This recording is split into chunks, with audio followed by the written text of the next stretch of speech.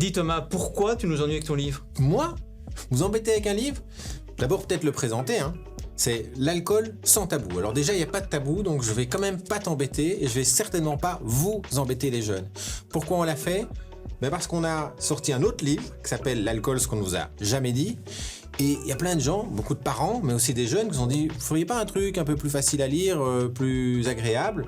On a fait quelque chose, voilà, c'est pas très grand à lire, on va dire. Il y a aussi des QR codes. En général, quand je tourne les pages, on finit vite par tomber sur un QR code, voilà, hein, par exemple. Et ce qu'on a voulu faire avec ce livre, Vincent, c'est vraiment faire quelque chose de très accessible, ludique, parce qu'on regarde ça avec son GSM, on plonge là-dedans, on voit des vidéos, on apprend plein de trucs, finalement. Si je bois 4-5 bières ce soir, entre 20h et minuit, mon taux d'alcool va être où? Et quand j'aurai plus d'alcool dans le sang, c'est dans le bouquin ça, comment on fait? Il y a des applications? Oui, c'est dans le bouquin aussi. Donc c'est vraiment de transmettre aux jeunes une connaissance de l'alcool, parce que c'est un produit qu'ils utilisent, et d'un autre côté, ils veulent faire attention à leur santé, ils veulent faire attention à la planète, et ça, ils font très attention à plein de trucs. Il y en a même qui sont véganes, qui mangent pas de viande, des choses pareilles. L'alcool, ça, presque tout le monde en boit, et c'est un produit qu'ils connaissent pas bien. Avec l'alcool sans tabou, ils vont quand même bien mieux le connaître. Donc tu vois que je les embête pas. Mais ça fait quand même des dizaines d'années que les jeunes boivent de l'alcool et tout le monde n'est pas mort à 30 ans. Ah, ça tu as raison, mais tu verras, tu le sais puisque tu l'as écrit avec moi, fais pas semblant quand même.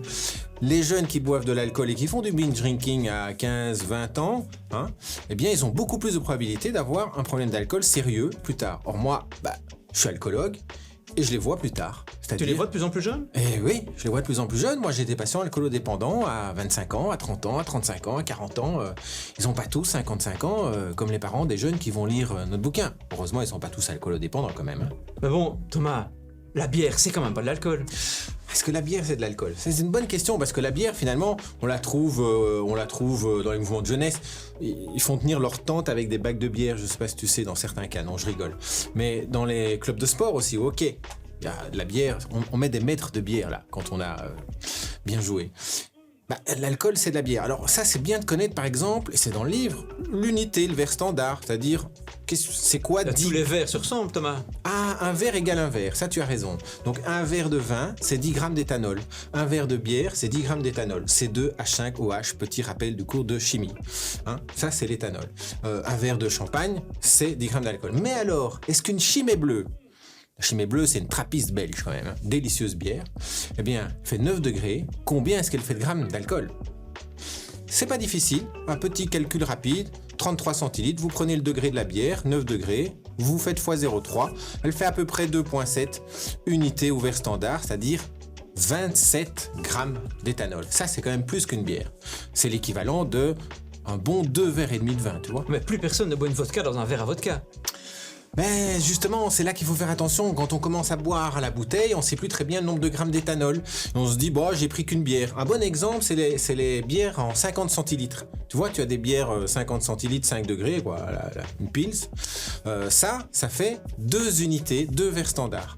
C'est-à-dire 20 grammes d'alcool, d'éthanol. Par contre, si tu prends la même 50 centilitres à 10 degrés, ça fait 4 unités. Ça change tout, tu vois. Mais la bière, ça rafraîchit, ça réhydrate. Pas du tout. La bière, ça n'hydrate pas, ça déshydrate. L'alcool, ça fait uriner plus. D'ailleurs, tout le monde le sait, tu sais. Une fois que tu as bu un peu trop de bière, tu sais très bien que tu vas aller pisser. Donc voilà. T'as d'autres questions comme ça? Oui, parce que moi, quand je fais du sport et que je bois une bière, j'ai l'impression quand même d'être réhydraté et je ne crains pas d'être en moins bonne santé. C'est une bonne question en fait. Ce que tu es en train de me demander, c'est si la bière, c'est pas mal pour se réhydrater après le sport. Donc je viens de te dire que non, ça ne réhydrate pas. Et 2, ça empêche les muscles de bien récupérer. Donc si on veut avoir des blessures musculaires, eh bien, il faut boire pas mal de bière après le sport. Alors ça, c'est le bon moyen d'être blessé. Comme ça, on peut plus monter sur le terrain. C'est pas mal pour les paresseux, ça, finalement. Merci beaucoup.